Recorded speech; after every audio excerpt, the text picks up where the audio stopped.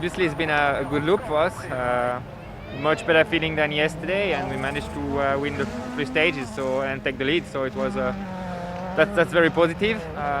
Conditions were quite different from what we've seen during Ricky. Stage 1 had much less snow and ice, but actually difficult to read because a lot of patches of ice, and that's a lot of very fast changement of condition of grip. So it was still pretty tricky, maybe even more tricky.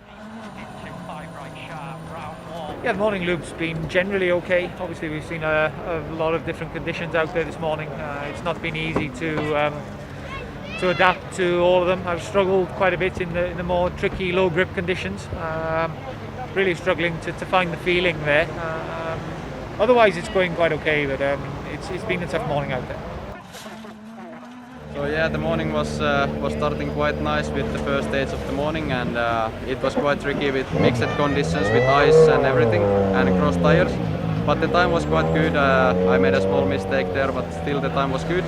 But then on the road section before the second stage of the loop, we had a problem with the car, and we were trying to fix it. And because of that, we couldn't make it on time to the TC because we were fixing the problem. But luckily we could fix it before the stage, and it was working on the stage. Yeah, we had a very strong morning, I have to be honest. I mean, boys were doing really well, but also the team did the correct tire choice. So very happy with the choice we did, and eventually everything was working. So it was tough conditions, a lot more challenging this morning compared to yesterday. We had some ice patches, a black top, and dirt coming to the on the tarmac, so not easy conditions.